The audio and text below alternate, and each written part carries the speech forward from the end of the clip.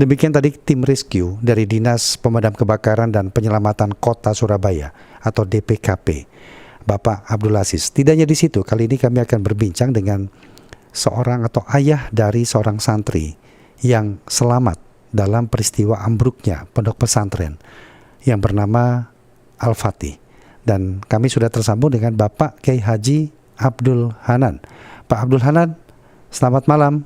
Assalamualaikum. Halo, Pak Abdul Hanan. Iya, iya. Iya. Waalaikumsalam warahmatullahi wabarakatuh. Kami prihatin tapi juga senang mendengar putra Bapak berhasil diselamatkan dalam peristiwa itu ya Pak ya. Dan juga berdoa yang terbaik bagi seluruh korban dalam peristiwa ambruknya pondok pesantren di Al-Qazini, Sidoarjo, Jawa Timur, Pak. Iya. Terima kasih banyak. Baik.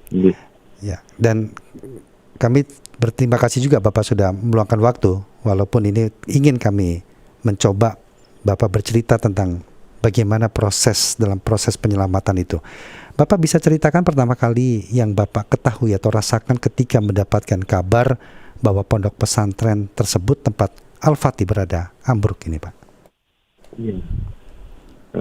Saya sekitar setelah sholat asar ketika itu ingat saya setelah jemaah di rumah ada ngaji kitab sebentar, kemudian ada WA dari orang tua Haikal yang syahid ya. Dia WA kepada saya. Dia panggil Kiai karena dulu yang istrinya juga di rumah orang tua. Oke. Musola Buduran roboh katanya. Saya kaget. Saya telepon Abdul Mughni, adik dari Romo Yai Abdul Salam. Saya tanya, saya katanya masalah Al-Fatih ini roboh gitu. Saya telepon, beliau, saya baru tahu kalau beliau, saya selama ini kan beliau ini riangnya, jadi sering guru gitu. Tapi pas itu nangis beliau. Iya musola roboh waktu anak-anak jemaah, katanya jemaah asar. Ya Allah, aduh, kalau jemaah asar berarti anak saya di situ. Saya sampai lupa saya mengucapkan salam, langsung saya cari sepeda motor, langsung berangkat. Oh, kalau maaf Pak Abdul Hanan memang tinggal di Sidoarjo juga Pak ya? Bukan, saya di Madura. Oh, di Madura, oke. Iya. Saya berangkat pakai sepeda motor. Saya itu lupa nggak bawa helm, nggak bawa apa gitu. Berangkat terus sendiri itu Pak? Adik, iya sendiri. Oke. Terus adik telepon, Kak, jangan berangkat sendiri Kak, sampai pikirannya lagi ini apa namanya, takut ada apa-apa kalau sampai nyetir. Tunggu saya yang bawa. Akhirnya saya tunggu di pinggir jalan. Adik nyamperin, ternyata istri juga telepon, ingin ikut gitu ya. Jadi akhirnya berangkat. Istri saya masih jemput istri saya, terus angkat ke Sidoarjo. Nah, nyampe di Sidoarjo, saya coba cari-cari. Anak saya itu tanya ke teman-temannya, lihat Al-Fatih gitu ya. Harapan saya, ya Allah, mudah-mudahan Al-Fatih lagi cuci baju atau lagi keluar, lagi izin, lagi kemana gitu. Harapan saya. Jadi Bapak sampai di pondok pesantren kira-kira jam berapa itu? Udah malam itu? Itu sudah nyampe Isya kalau nggak salah. Sudah sampai Isya di sana ya. Dan Akhirnya seperti apa suasana di sana, dan ketika Bapak pertama kali melihat sambil terus menanyakan kondisi anak Bapak bagaimana Al-Fatih? Semua saling bertanya kan, Hanya kenal dengan Al-Fatih, kenal katanya. Tahu Al-Fatih tidak katanya. Dia jemaah apa enggak gitu. Akhirnya saya masih muda, saya yakin anak saya selamat gitu ya Pak. Mudah-mudahan lagi cuci baju atau lagi keluar atau gitu. Tapi sampai jam 9, masuk kalau keluar tak balik sampai jam 9, jam 10 malam tak ada kabar, jam 11 tak ada kabar, jam 12 tak ada kabar, jam 1 tak ada kabar. Wah, anak saya ini tertimbun gitu. Akhirnya saya coba masuk di musola itu dari arah pengimaman, kan memang tidak rusak ya musolanya lama zaman Romi sepuh. Saya dari situ lihat beton-beton itu, ya Allah, gitu. Akhirnya saya coba teriak, tapi ibu ya coba jawab Fatih, ini ya gitu. Pamannya juga panggil-panggil Fatih. Saya berharap Bisa mendengar ada begitu ya, ada respon ya. ada respon. Tapi saya keraskan sekali lagi sebagai apa namanya, ini kalau tidak ada ya saya bertawakal kepada Allah. Iya. Ini mati saya teriak Iya. gitu, tidak ada respon. Ya, saya bertawakal kepada Allah karena sudah bertawakal. Iya. Ya Allah, hanya berharap mudah-mudahan Baik. anak saya selamat. Saya terus memegang kepercayaan itu karena Iya. mengingat apa namanya anak Fidoni gitu. Iya. Jadi saya walaupun sepertinya aja Allah. Baik. Akhirnya Nah, Pak Abdul Hanan, kapan Bapak mengetahui pasti bahwa Fatih ternyata selamat dari peristiwa ini, Pak?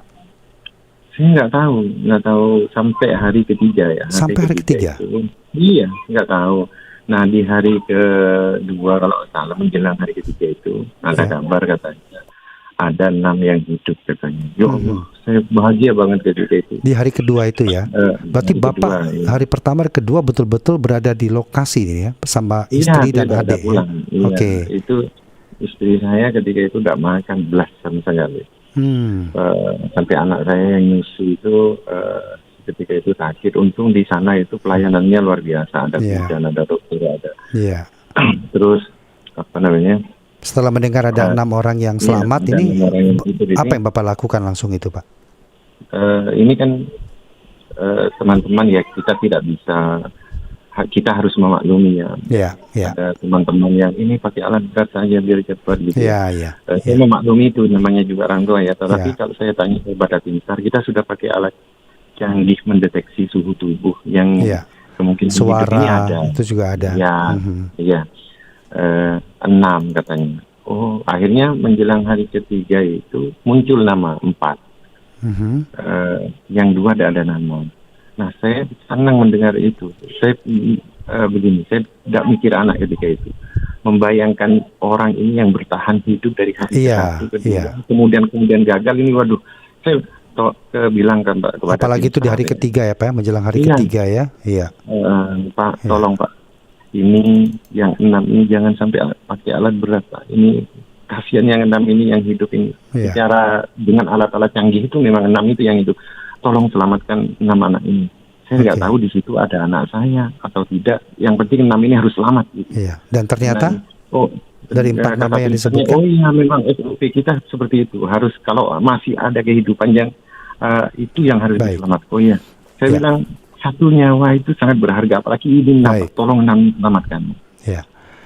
Dan ada nama Fatih di situ Pak? Tidak ada. Oke.